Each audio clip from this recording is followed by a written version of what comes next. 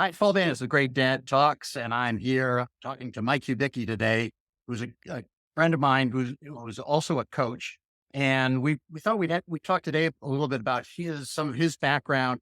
He's a coach right now, but Mike, you've got a background in landscape design and other design, and you also spent 15 years in as a coach, as an athletics coach versus a life coach, executive coach in sports programs in the secondary level and the college level, right?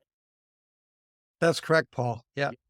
So I'm excited to talk to you about something that I struggled with as a parent. I'm sure a lot of dads struggle with the same idea is that they know the value of especially team sports because we hear about the value of team sports for developing character, ability to work together, all those, wonderful values. And then sometimes kids don't like those sports or they decide they're not a sporty kid. And I thought that would be a really interesting topic since you got so much experience both as a athletic coach and a life coach, and then real on the ground experience with kids throughout the process. Yeah, sure.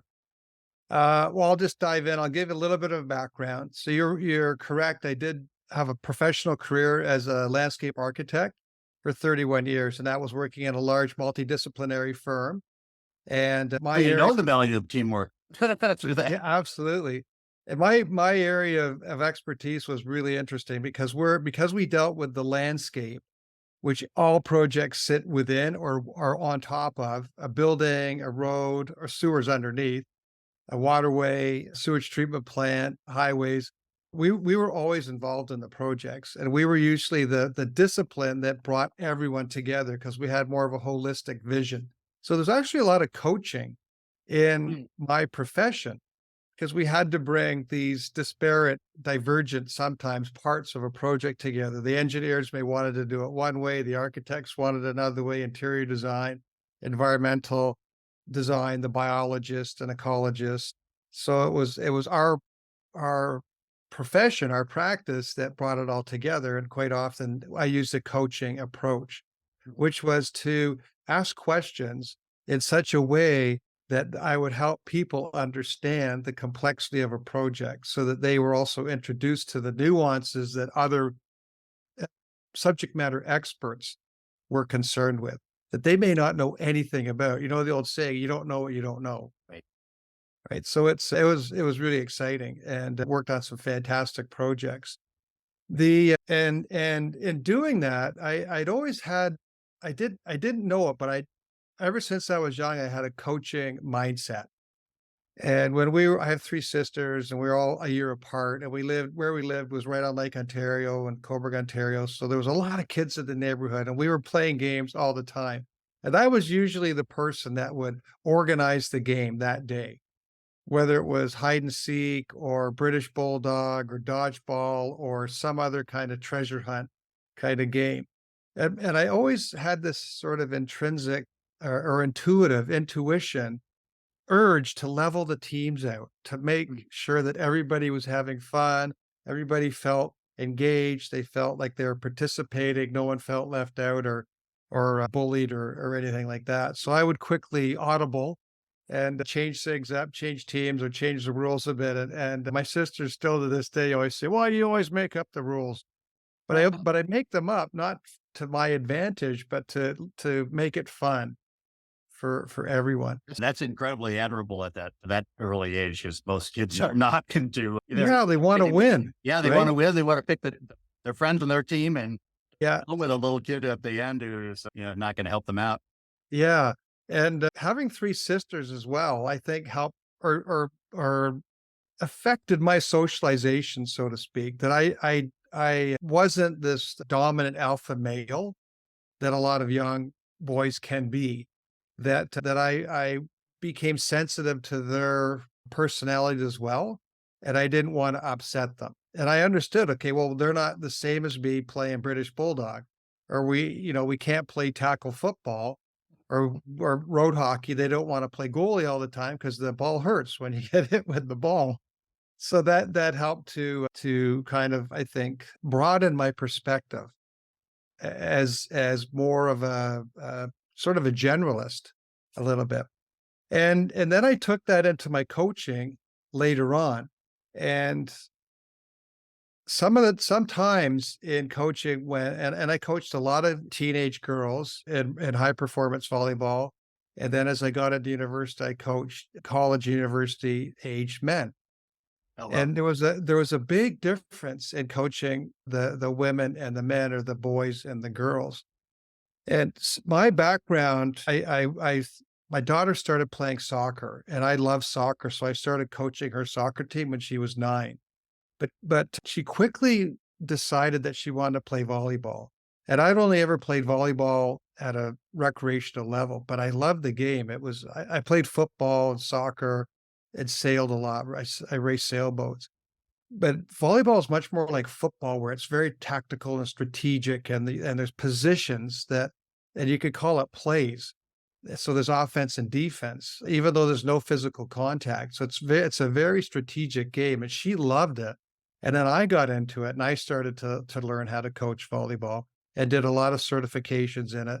And then at one point, I wanted to maybe move from Canada to the States and coach it at the NCAA level. So I did a master's degree at Ohio, it's a master's of science in sports science and recreation with a concentration in coaching education. They just call it a master's in coaching education, which is a great program. And I learned a ton of different things about coaching. And one of my favorites was sports psychology. And in that sports psychology, I really learned about, like all coaches, sports coaches should, why people play sports and how that changes over time as they get older, biologically and chronologically. And that brings up a whole nother aspect of sports, is that some kids are big fast, and other kids develop slowly. And then when there's co-ed sports, et cetera, et cetera. And then boys versus girls have different reasons they play. Right. So, yeah, and then after the Ohio master's degree, I did some ICF certification and EMCC, and I did some coaching, coaching certification, a visionary leadership program with a friend of mine over in Moscow. And I just love coaching now. So it's my passion and part-time practice. Yeah, well, we could go into a whole thing about that, how you got into coaching and the intersection of those two things. But Yeah. maybe we should say on the sports thing, because I think there's a whole bunch of stuff that you touched on there that I think is going to be really interesting to fathers as they think about the kid, like the sex differences, the age differences, when the kids get into it and when they don't. So maybe let's talk first about the sex differences. You see boys and girls. I assume you've made some conclusions about why a young girl, maybe in middle school, decides to get active in soccer or volleyball or girls basketball or whatever it is, Yeah. a Yeah. boy at the same age. Well, there are some really great studies that have been done on why young people like to play sports, why they like to join a team. And of the top 10, number 9 is winning. Hmm. So Wow. they don't do sports to win. It's not important to them. Right. So when a parent is yelling and thinks they're encouraging their child to be better so that they can win, that's actually counterproductive to most children. I mean, there's the odd child Yeah. that is going to want to win almost at all costs, right? But most kids play because they love the exercise, they love the companionship, they love learning something new, they love exerting themselves. It's like us, when we challenge ourselves, we feel good about ourselves. Yeah. When we can say, I finished that task, you get that little dopamine rush, right? And whether it's practice or a game, for young kids, it doesn't matter. All they care about is participating. And we, as the adults, get more of a kick out of winning usually than they do. So that's the number one thing. If a child wants to do a sport, But then by all means, was there any difference between the boys and girls, how they? no, I'll get to that. Yeah, okay. I'll get to that. Yeah, because that actually starts to change around puberty. Okay. Which for young girls is well, it's actually even lowering now. It's 10, 11, 12, 13 can be, and boys, it's a little bit older, 11, 12, 13, 14. I was a little bit late, and when I hit my kind of growth spurt was in grade 12, and I got quite a bit bigger in grade 12, which was quite unique. It was quite interesting. But as young people get older and they reach puberty and start progressing past that, the differences in females generally, and this there's always going to be exceptions, but generally the females are much more socially oriented, socially focused. They want to be part of a group. They want to be part of a team, part of this chemistry. And so it's not it's not as important again for them if they're winning, as long as they're in a cohesive environment and they're contributing to it. Yeah. And so cliques can be really damaging for the people in the clique because they're so focused on themselves. We call it egocentric. They're very egocentric. It's instead of we call it ego instead of we go. So on a team, you want a strong we go, which is the universal or the group ego, as opposed to that individual ego. And the people that are left out of the clique are are super sensitive and feel left out. Why am I not included? What did I do wrong? And it's sometimes it's tough for a coach to be able to ask those questions, right? Especially if for a male coach, if you're dealing with young females that are say 13, 14, 15 years old, that you always want to have a parent there with you. You want to have another coach there with you. I always try I had some basic rules. Like I would never allow a parent from one of my athletes to be on my coaching staff. There's just way too many conflicts of interest. But I always also wanted to have a young person, an assistant coach who was the same gender and had played the game recently. So that person, if I was coaching, say U17 girls, then I would have a maybe a 20-year-old female be an assistant coach. And that she was always with me at every practice. And so you're never alone with an athlete. You've always there's two of you or three of you or four of you in any kind of situation. And that you could talk to the person, or you could have your assistant talk to that person about some of these things that might have been a bit challenging to them. And boys are much different. So boys they want to, after puberty, they want to win. Usually they want to compete. They want to be the best. If they're not the best, they want to be with the best. And that's where the alpha male comes in. And there's these categories of athletes. And I think now there's some professional women athletes that probably are obviously a dominant athlete, and they become the alpha athlete in their context. They become the dominant athlete. And other athletes want to be with them because they elevate everybody else's play. And they make the coach look good. They make the fans obviously are super excited. But for boys, there's usually one, maybe two of these strong, dominant athletes, and they almost put everybody on their back. And they say, okay, I'm gonna perform. I'm gonna show up. I'm gonna be the dominant player, and then everybody kind of follows suit.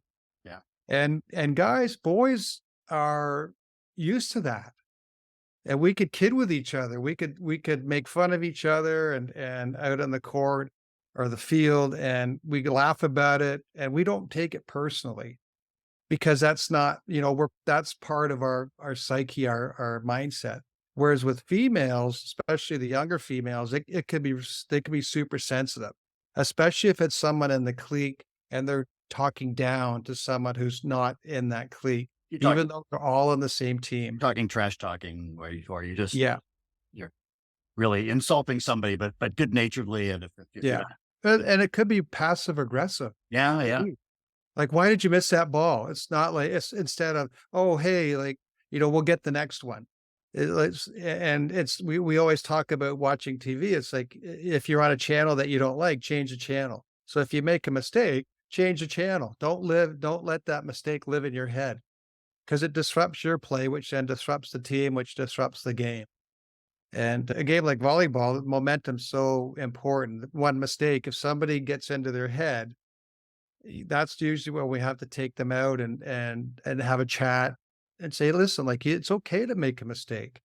The only time that we get upset as a coach and want you to do better is if you don't try, Yeah. right? There's only two things you can control: your attitude and your effort. And if you're not trying, if your effort's low, then the coach has every right to take you aside and remind you to work hard. And if you make a mistake working hard, good for you. That means that you're trying. Yeah. Yeah. So what advice would you have for maybe I think the whole sports thing probably gets really going in middle school age, where you have a kid who's not a superstar joins a team, and the coach is more focused on winning. Even at the age of 10, 11, and your child is excluded. Oh, and you can see that the coach is partially responsible for kind of an in group, out group, superstar versus weaker player, and you're kind of lost because you don't have any control over the coach, and you're worried about your kid, never getting excited about basketball or volleyball. Yeah. So this is from the parent's perspective. Yeah. Yeah. So when I became a professional coach, so when I was paid at the varsity level, I wrote my own coaching philosophy. And I had them post that coaching philosophy right on the school's website with my credentials. And my coaching philosophy was, I don't remember exactly, but basically it was, I want to become the best coach I could be by continually training and learning and exposing myself to the best strategies, tactics, principles of psychology of sport that I can. And I want my athletes to love the game, to feel the joy of the game, and to be a great teammate. That was my coaching philosophy. It didn't say anything about winning. I didn't talk about how many wins I had or how many losses I had. That was it. It was all about having a fantastic experience as a athlete. So if as a parent, ask the coach, what's your coaching philosophy? And if the coach says, well, win at all cost, it's all, if you're not first, you're last. Like second is a first loser. Right? Yeah. All these quotes from Ricky Bobby and whatnot. But it's really important that the parents hold the coaches accountable, because the coach actually has more influence on a rep level athlete than the parent. A sibling has the most influence, then the coach, then the parent. Believe it or not, like that's how important getting the right coach in your child's life is. But this is kind of I totally get you. And I went through this with my son in a basketball team where the coach he didn't want to listen to the parents at all. We were assigned him. We didn't have there was no other option. I couldn't go take it, say, no, I don't like you. I couldn't go coach shopping as it was, Yeah. so he kind of had to suffer through an entire season, and it was his first experience. Never got into basketball after that. He finally made one basket near the end because he got to play for 5 minutes in one game. I mean, we're talking middle school. It's like 10 years old. He's already Yeah. but so what do you? I mean, you just pull him out or give him you know, I mean, Well, so most associations now that have coaches, they mandate that coaches have to be certified. yeah, So coaching certification for athletics includes, first of all, ethics. It's like you don't even get into the sport until you've passed your ethics. The first rule of ethical coaching is do no harm. So if I'm a coach I'm more interested in gamesmanship than sportsmanship, so win at all costs, then I don't care if I'm going to play my lesser athletes. I'm going to play the team to yeah. win. No, So that I wish and all that coaches had that is philosophy. yeah, and that's a very poor philosophy. Now, as a parent, I think it's worthwhile to go to the association and try to go to the other parents and say, listen, like at this age, the kids don't care about winning. And get the study, like go to the internet and get the study and take it to the coach or take it to the association and say, this is why these kids at this age want to play the sport. It's like it's not about winning. So Right. it's about participation. It's about feeling like you're part of a team. Right. And then so if the coach introduces that and supports that and nurtures that in the athletes, then the best athlete is going to help the not best athlete so that they're going to narrow the gap. And it's Yeah. not going to be contingent upon the coach to do all of that.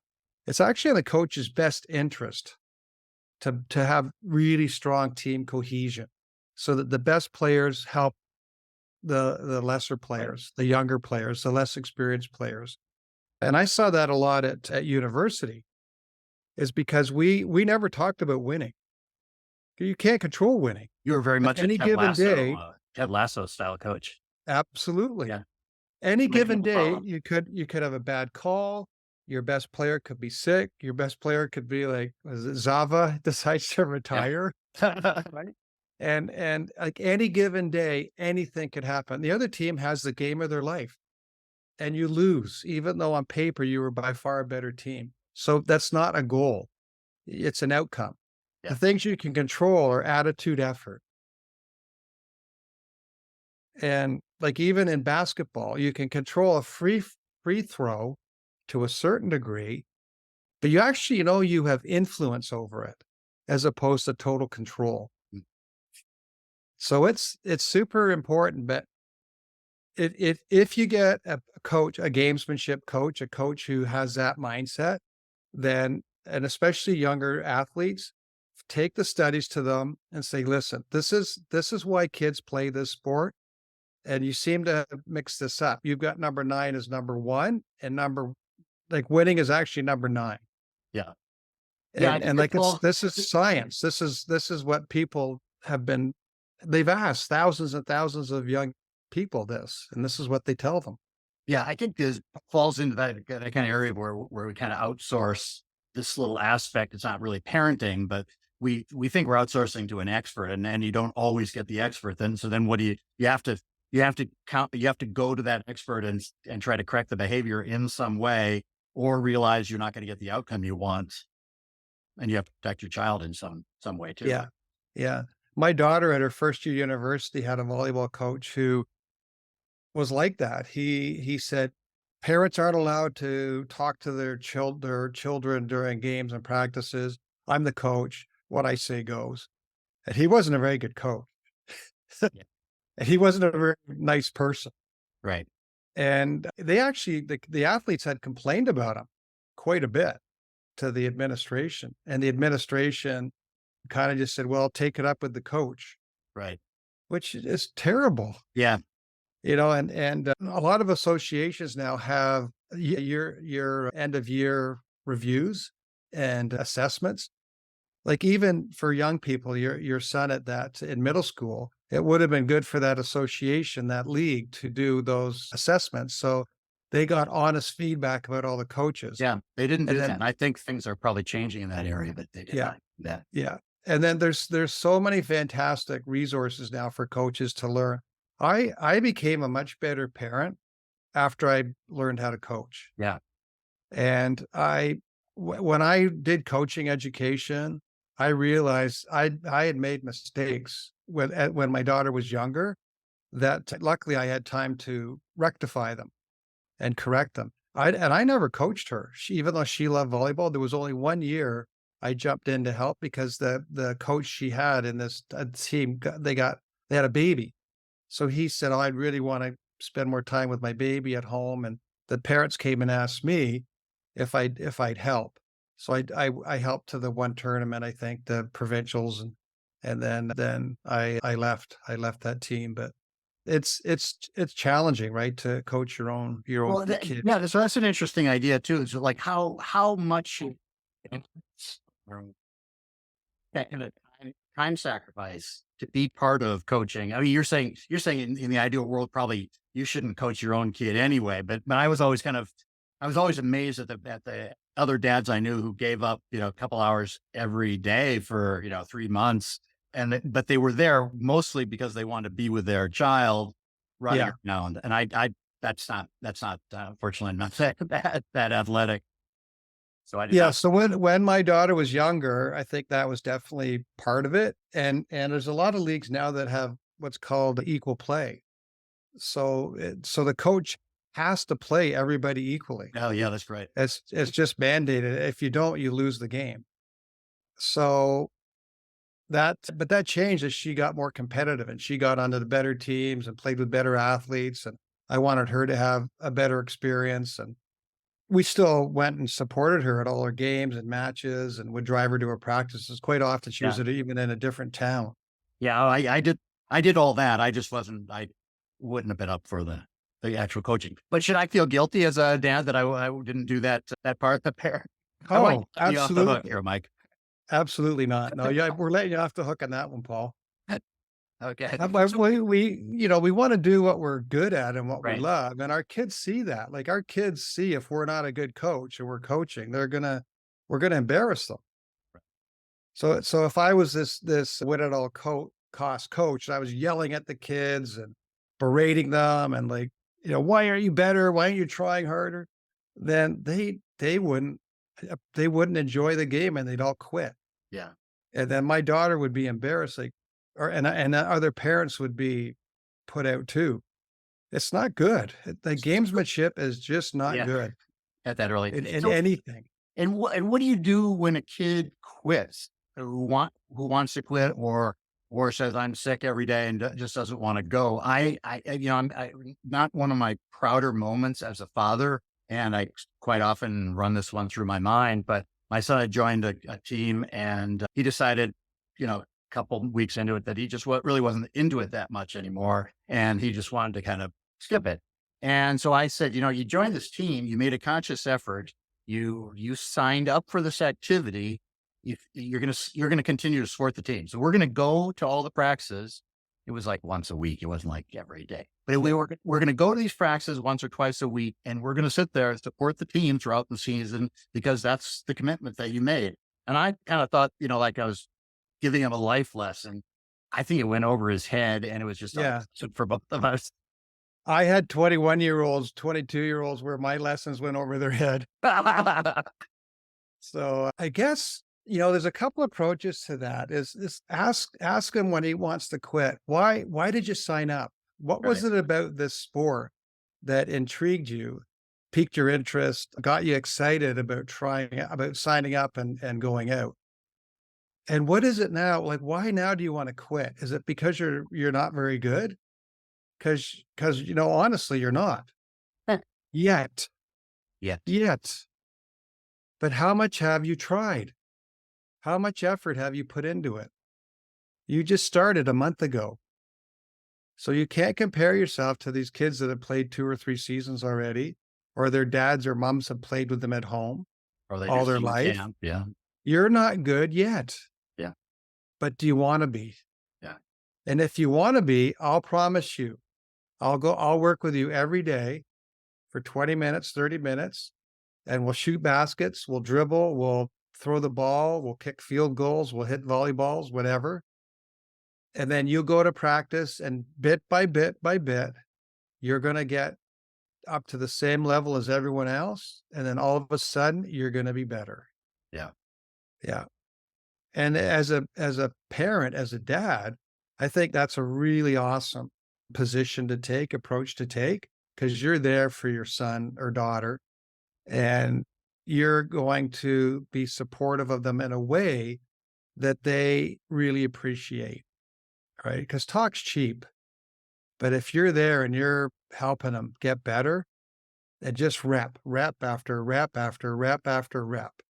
And because it doesn't matter how well they do, as long as they just keep working at it and, give them little tweaks here and there on a technique. Because you Yeah. don't want them to keep practicing the wrong technique over and over. That's not good either. So you're saying So, ask them some coaching like questions that are open yes. ended and try to explore what it is about it. Are they being bullied? Is it the orientation of the coach? Is they just decide they don't like that sport after trying it? and then proceed from there. If you can get a little grain of interest that Yeah, then why, maybe then help them in supplementary. exactly. Yeah. And it during that question, you may find out that they've actually discovered a new sport Yeah. that they're really interested in. Yeah. My son went from basketball to soccer, had a great time in soccer, but Yeah, he joined a team. We consciously made a choice along with a whole bunch of other parents that we weren't going to do the club teams that were super competitive. We were going to do more of the fun team. And he got better and better and then was able to play for the high school team because he had perfect. that, that practice without the super competitiveness. Yeah, a lot of pressure. So what do you do? How about if your kid isn't at all involved in sports, no interest whatsoever? I mean, even though we talk about it as like you know, you know, pure life skill thing that everybody should have. Yeah. Well, then I think it's the same questions. Like, what are you interested in? And what would you like to do? Do you want to ride bikes? Do you want to go for walks? Do you want to learn how to fish, go swimming, go to the library, play video games together? There's, there's so many ways that we can be together with our kids. Well, I think Uh, it's that teamwork thing within sports, as well as, I mean, you want your kids also to grow up and have an orientation toward physical activity. You don't want them to get into all the health problems without that. So I think the teamwork thing mostly though is how you, I guess there are certainly other activities that can develop that teamwork well, yeah, together. there's Boy Scouts, Girl Scouts, there's Um, Sea Cadets. There's a lot of here in Canada. We have 4-H. I think you have 4-H yeah. in Oh, we rural used areas to anyway. in the States too, but yeah, and to I think, you bring up a really great point, Paul, is that so many young people nowadays aren't getting that outdoors experience. They're not getting out into nature. They're not getting out into play. When we were growing up, we that's all we had. There was a couple shows on Sure. TV. They Yeah.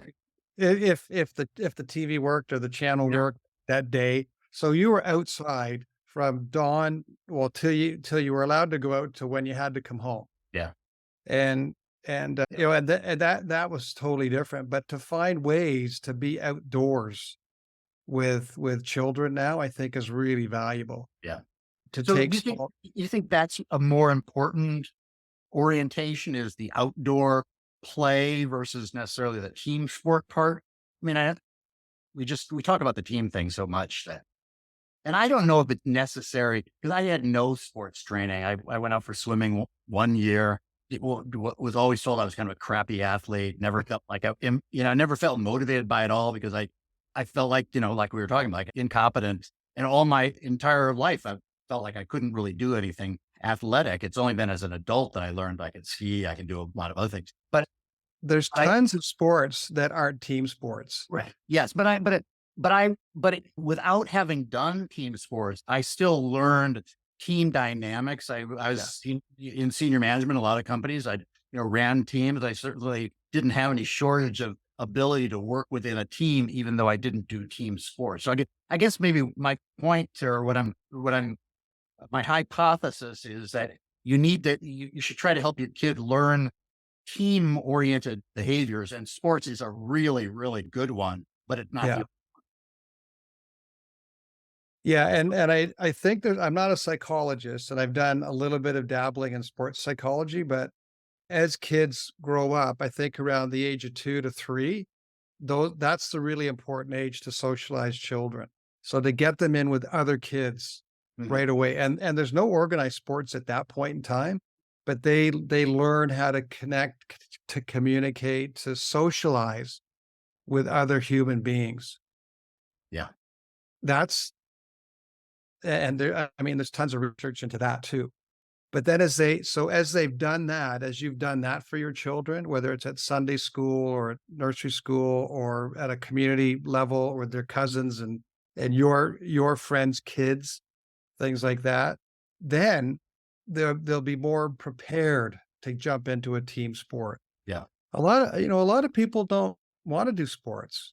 That they're not athletic or it's not interesting to them. They would rather do music or art or writing or reading or walking, playing with the pets, Yeah. cooking, All sounds y good to me.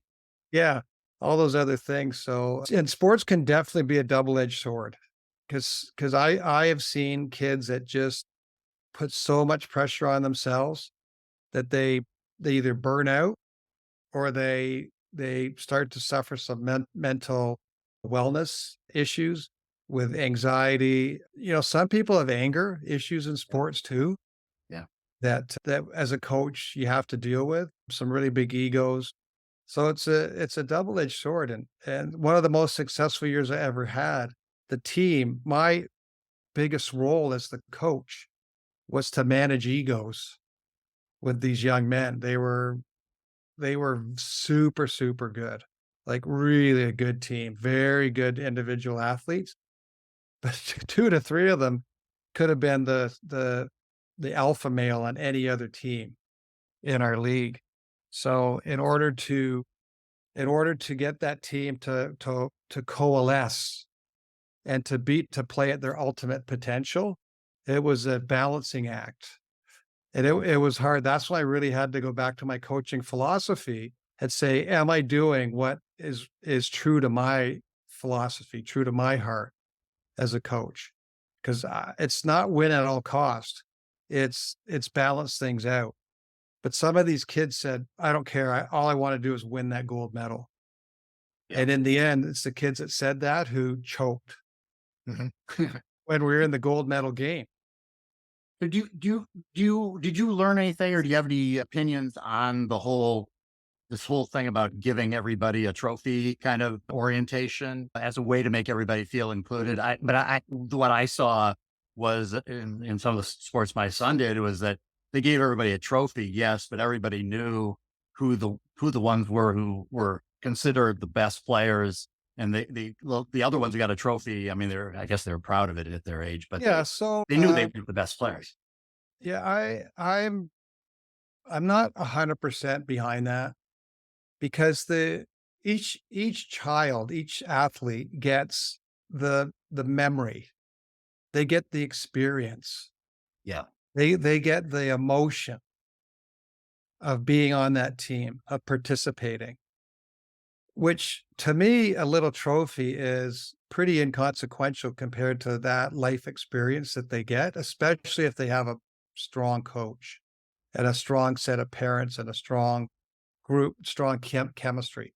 They might not win a game all year, yeah, but if they had a ball playing yeah, and they did the best they can do, and they realize that there's just better teams, yeah, and our team didn't get the best roster this year, yeah, but we can still do the best we can do.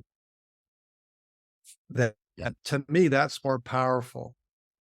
That's the memory that they're going to take out, and they're going to want to come back and play the next year because they've learned how much fun it can be even if you don't win. Yeah. And they don't go back for that little trophy. They go back because they love the experience. But at And a certain age, win. they're kind of into getting that little truck. And I mean, we could from our perspective, we can remember the memories of us. The trophy doesn't matter, but to them, it does. I Yeah, almost wish they would just get rid of the individual trophies altogether, yeah, and yeah. The best thing I think would be if they do a speech and they recognize every person for their contribution and their spirit. But yeah. I'm not going to have any control over that. Like to me, it would be better if they got a jersey. Yeah, If they had a jersey with their team on it and maybe their name or a hat, like a memento that yeah, that's they could sweet. actually wear Yeah, and be proud of. Yeah, that's a tough question. yeah. Yeah, it There's is. I mean, probably a lot of child psychology around that too, right? yeah, As and I know as athletes get older, that participation ribbon or medal or trophy becomes less and less meaningful to them. they get more and more cynical about stuff like that because they Yeah, know. Yeah, they know. they know. Yeah, But yeah. so, But as a parent too, just to always be supportive, be and not in an artificial or kind of phony way, but just be there for them. Like it wasn't the best game today. Like you seem like you were tired or maybe distracted, and Yeah. do you want to talk about it? Yeah. And sometimes they do, sometimes they don't. But if they know that you're not mad at them because they had an off game, then they might come back to you later and say, thanks for asking me about that game because I really, I just broken up with my boyfriend or my girlfriend, and my head wasn't in it, and I felt, or maybe the sun was too strong. I was getting heat stroke, but I didn't want to admit it. It's not, athletes can play through everything. And that was the old mindset. Yeah, it was my experience was you just have some of the most vulnerable conversations or real conversations with your kids after one of those games Yeah. where you're open enough and you don't sugarcoat it, but you also don't berate them or get mad at them for Yeah. not doing their best because things Yeah. happen. So Uh, just to wrap up, do you have any words of advice for parents whose kids are kind of getting into that sports world or want to push them into the sports world, how they should go about doing that in a sensitive manner? yeah. So as a coach, when I'm recruiting, obviously you want to look at athletic ability, you want to look at size, stature, athleticism. But the number one thing that I look for is being a great teammate. Yeah. So on the court, are they supporting their team, their teammates? Are they smiling? Are they happy? Are they encouraging? Are they taking responsibility? Like my bad, right? Are they supportive of the coach? Like, do they look you in the eye? Are they respectful? Those are the intangibles that if parents can teach your kids that, then their natural ability, their love of the game, some coaching is going to give them all the other things. But it's really hard for them to learn that by themselves. Yeah. Yeah. Yeah.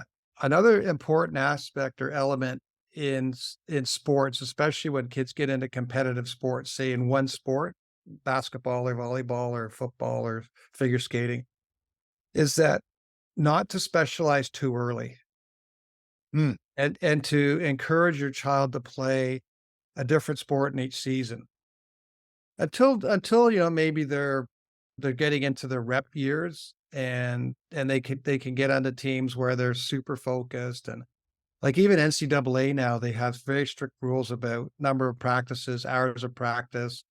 You can't practice as much as they did in the old days.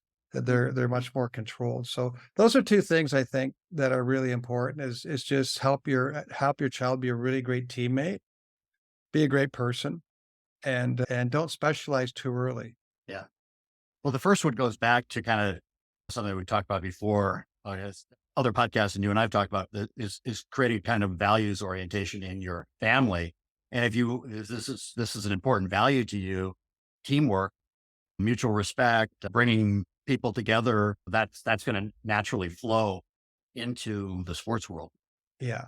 Yeah. Yeah. It's a difference between sportsmanship and gamesmanship Right. is another good way of looking at it. Yeah. And Yeah. play with grace and Yeah. joy. Which is an incredible skill as you get older and then you're playing golf or tennis or whatever. Are you going to be that jerk that who wins most of the championships, but everybody detests? Or you're going to be the Yeah. person that people want to spend an afternoon with? And at some point in your life, winning that trophy isn't as important as having a good day out. Well, No. this has really been interesting. For me personally, I suffered through the whole sports thing through high school. It's a very painful memory for me, middle school and high school, because I didn't grow up with a dad in the house. I didn't have Mm, anybody to teach me these skills and help me fill in, moved around a lot. So I never developed a relationship with a good coach. And yeah. hopefully most dads don't have to, are in situations that are more stable where they have an opportunity to really milk the goodness out of the sports programs. Cause I can see how it is just really beneficial to kids. I became a better dad after I learned how to coach. Yeah. So as a new parent, maybe go and just do a coaching course or watch some Yeah. coaching YouTube videos, and it's so eye-opening. Yeah. Like Yeah. why kids play sports? Like it'll like literally change your perspective. Yeah. Well, Yeah. life coaching, I'd recommend the same thing for life coaching and sports coaching. Very, very similar, I think, in bringing out the best in people and moving them forward to a higher level. Yeah. Yeah. Yeah. Well, this has been fun, Mike. Yeah. Thank you. I want to make sure people know where your website is, hardscaping.net. That's one word, hardscaping, playing on your landscaping prior career. And Yeah. you do something interesting on that website. You offer a 20-minute flashlight call. You want to mention what that Yeah. is? So the 20-minute call is a way just to connect, see if we have want to work together. And I ask a couple of questions and try to uncover a couple, maybe one big insight. Could be about work, career, passion, health, fitness, relationships, whatever you want. And it's the whole premise of my coaching practice is to help people listen to their heart. And we don't ask ourselves questions that really delve into our intuition, our innate love of ourself and nature and what's inside our heart. So it's taken a long time to get here, but it's a really fun process. And I also do a 1 hour session, which I hopefully will do tomorrow or on Thursday. And it's really cool too, because you end up with a mind map of it could be anything, but it's over an hour. We do what I call a heart map, and it's an illustration, which is super powerful as well. Yeah. Well, I encourage people to take advantage of that because the 20-minute one is free. So Yeah, yeah. yeah. Yeah. Okay. That sounds great. Pleasure talking to you. You We'll see you next time. You can find my coaching services at GreatDad.com/coaching.